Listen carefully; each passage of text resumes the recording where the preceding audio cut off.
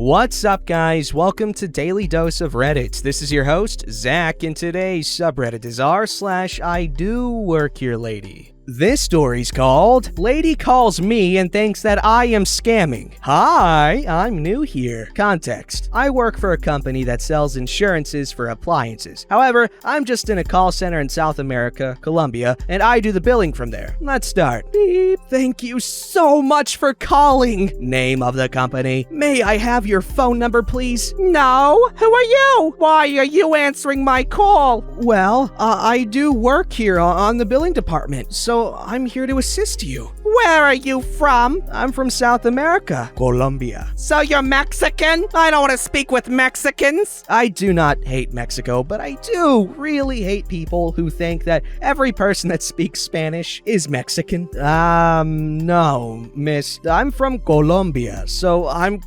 don't care. Just help me out with this crap. For sure, miss, no problem. However, just for your information, I would like to tell you that this is a professional call, so it's not necessary to talk in that way.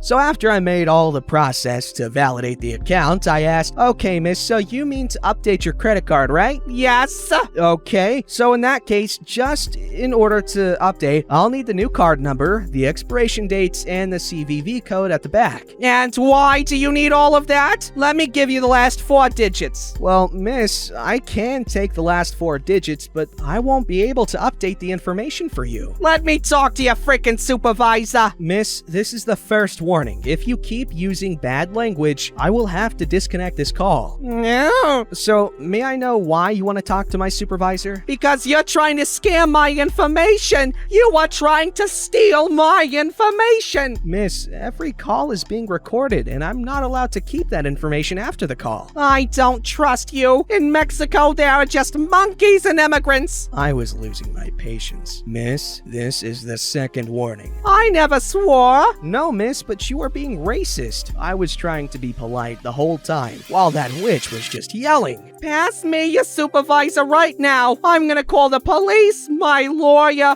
and all the social media's gonna know about this, you frickin' monkey. Okay, so this is the third warning. Thank you so much for calling and have a great day. I hung up the call. Fun fact, it was the first call of the day. Buddy, I'm so sorry. That is not the kind of environment you want to start your day with. Environment, conversation. Come on, get your verb straight. That's not even a verb, that's a noun. This story's called Why Aren't You Ready to Learn? So as soon as I finished high school, I got a job as a teaching assistant for special educational needs children in a different high school. It was a really fun, albeit difficult and demanding job. And this is one of many similar stories. For context, I was 20 at the time, 5 foot tall, and I naturally look a lot younger than I am. If I had $1 for every time someone said, I'll be happy when I'm 30, I'd have the money to buy higher heels. To make the age gap less of an issue, I worked exclusively with kids aged 11 to 14. Though half in a class were still taller than me, I would sit next to kids in class who needed help or who were generally disruptive, or float around the room to try and help the teacher's class go smoothly. But I was definitely the youngest teaching assistant there, with most of the others being 40 plus. I was in the UK at the time, and so my role in the room was usually not confusing since every student wears a school uniform and I obviously do not. However, on this one day of twisted fate, I walk into a Year 8 maths class on what is called Mufti Day, which is essentially a non-uniform day. Mufti? Like the Islamic expert dude? That's a strange name for that. I'm trying to get the kids settled, who have known me for almost a year now, including several ADHD children, 2 Down syndrome children, and a large gaggle of rowdy boys. The kind that think anything is funny as long as it isn't polite, correct, or anything the teacher says. These boys were my favorites. It was the hardest class any teaching assistant had to handle, and I was waiting on both a teacher and a second TA. Then the teacher does walk in, but he is a substitute teacher, aka doesn't normally teach here and is just filling in, which isn't unusual. First, he hands 2 kids some worksheets to hand out and gives me the third batch. Again, not abnormal since I hand out lots of things for teachers. We eventually sit down and I decide for the time being to sit in between two of the naughty boys right at the front to keep them under control, since the mere presence of a substitute teacher is enough to send their deviant brains into an overdrive of "what can we get away with?" Spoiler, usually they can get away with anything. Mr. Sub begins the lesson, talking about something or other when he stops right in front of my desk. He frowns at my empty table. "Do you not have a worksheet?" "Oh no, sir. I don't need one." "Where is your pencil case? Why don't you need one? And why aren't you ready to learn?" He said this very sternly, and the entire class was quiet. Sub-teachers are known for being nastily strict at the start of the lesson to let the kids know you can't mess around with them when you totally can. Holding my lanyard up, I'm a teaching assistant? Sir, she's not a student. The poor man turns white as a sheet, and the boys and the rest of the class start howling with laughter. He apologizes about 6 times and takes a good few minutes to quiet everyone back down. Throughout the rest of the class, the kids kept bringing it up, and every time I passed Mr. Sub, he apologized again. Although the incident did make me think that should I ever want a day off, all I had to do was turn up in a school uniform and blend right in. That'd be funny. But man, this makes me feel so bad because substitute teachers, that's a really hard job. I know it's kind of like casual teaching, teaching without a commitment.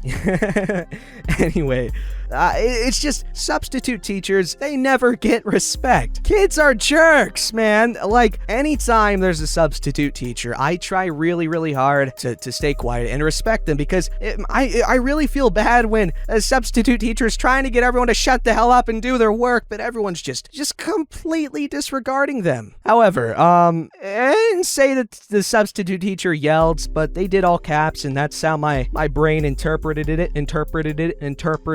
You get it. But anyway, don't yell at a special ed kid that you just met because, you don't know them. So, as far as you know, you could freak them out or something. This story's called "You Really Want Me to Watch a Homeless Man Masturbate?" Posted this on r/I-don't-want-to-work-here.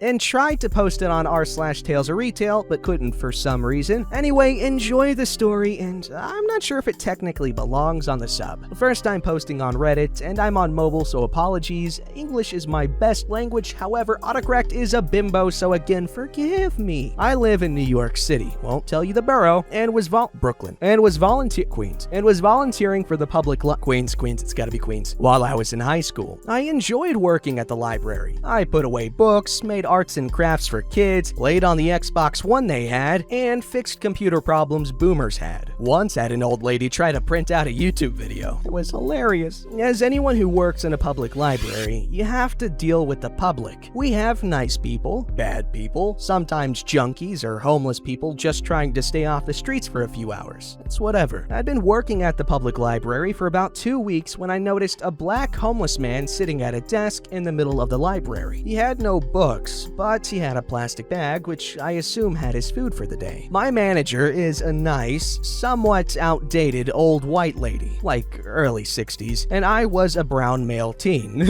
She kinda catches me off guard and pulls me into her office, and the following is said. Hey, you see that black guy? Yeah? I want you to keep an eye on him. Why? Just keep an eye on him and make sure he doesn't do anything. At this point, I was taken aback by my manager's words. I may not be black, but I certainly am a minority. Who knows how it feels to be racially profiled? The guy did nothing yet, so I respond as such. I'm very uncomfortable with what you're telling me. It sounds like you're being high-key racist, and I refuse to racially profile someone. No, you idiots, I'm not racist. That's a crackhead, and he often masturbates in public. We can't kick him out or call the police on him till he does something, so I want you to watch him. Oh my god. But you want your underage teen to watch a grown man and wait till he pulls his penis out? Yeah, I do work here, but I don't want to work here, lady.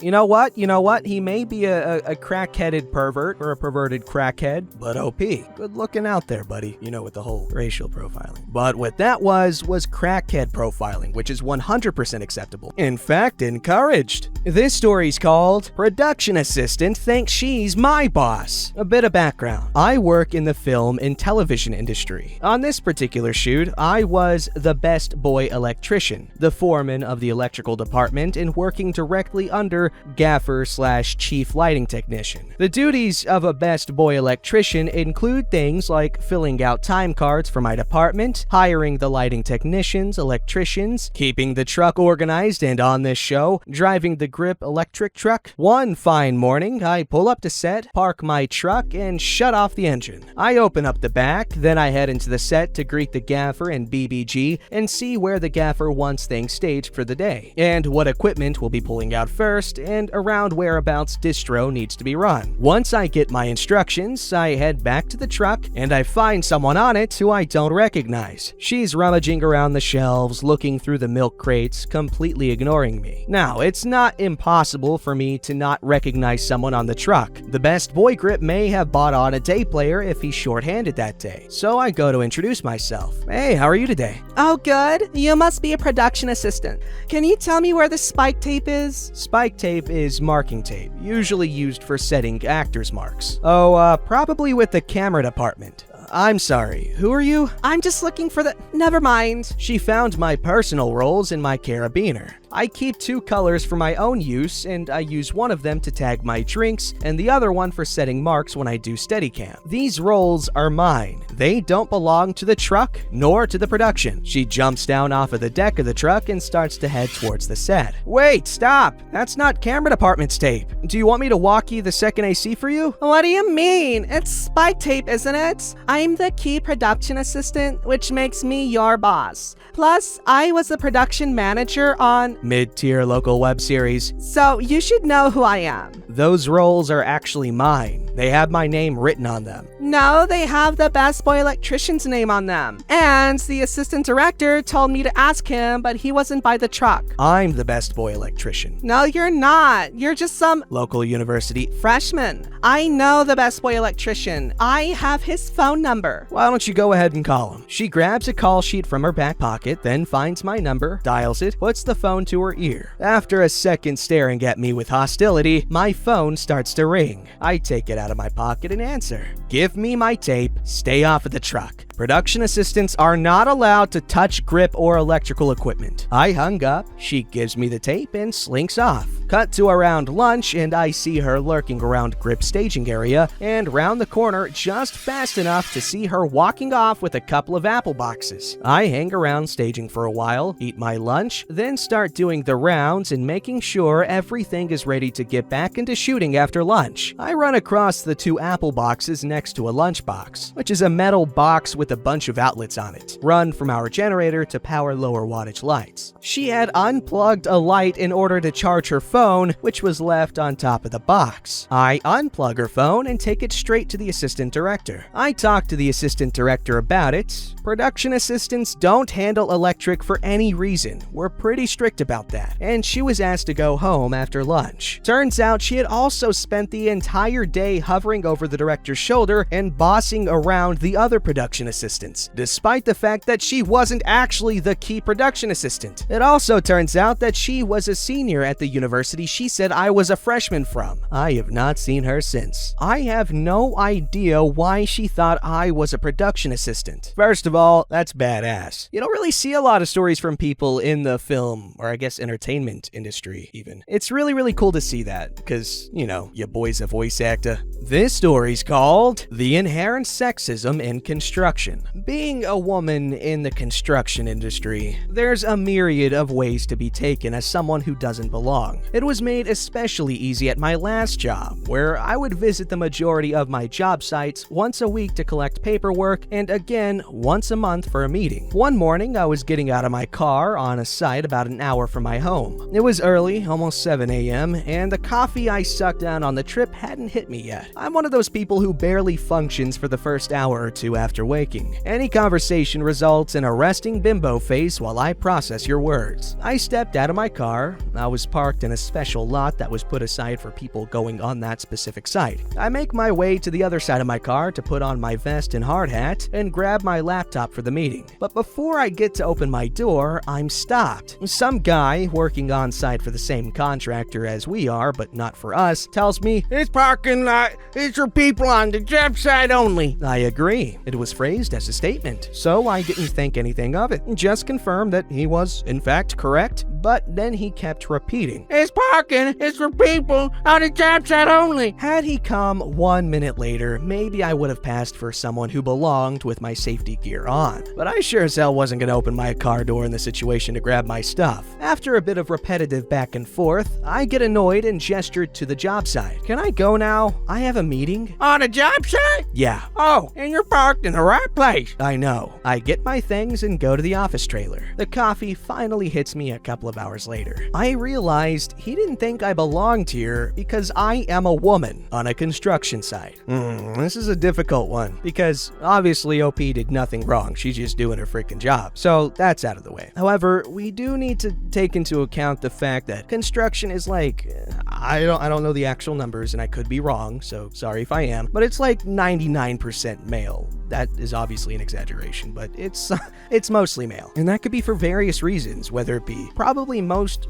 women who grow up in the United States won't have the idea of a construction job implanted in their brain because it's just never what is suggested for them. Like, for instance, as a guy who's grown up in mostly rural areas, a lot of guys go into construction, and I've been told multiple times, Zach, you should do it too. It's good money and all that crap. It seems small, but something as simple as that could just like open your mind to so many other possibilities. Like, whoa, what if I did go to construction? Or it could be something like hostile work environments when women do work on construction sites. And I could see that as being a real problem because it's very often a real problem in male-dominated workforces. I want y'all in the comments to weigh in on this discussion because I'm freaking 100% certain that many of you guys have more experience in construction than I do, or other industries similar. Alright, this story's called Checkmate Nosy. I'm 22 years old. I have an invisible disability which makes my joints feel like I'm being stabbed and makes my knees swell up. You probably know where this is going already. At college, we have lifts from the ground floor to the 4th floor, one in the middle of each wing and one either side of the central building. A few days ago, my knee was acting up as I was walking, so I headed over to the lifts and knelt down to get my foldable walking stick out of my bag. Currently, the lifts have signs asking people not to use them unless they're disabled to prevent the spread of a certain virus. As I'm pulling my stick out, a girl behind me says, "Excuse me," but I ignore her because I didn't think she was talking to me. Then she moves closer and repeats herself. So I look up, she looks at me, wrinkles her nose and says, "The lift is only for disabled people. You have to use the stairs. Are you disabled? You don't look disabled." I stare at her silently as I remove the thingy from my walking stick, unfold it, and fit it together. I lean heavily on it as I stand up and say, "Sorry, are you talking to me?" She walks away and I limp into the lift with a smug grin. And smug grin you should have, you smug bastard. That was beautiful. Don't forget to like, subscribe, and hit that bell to never miss an episode.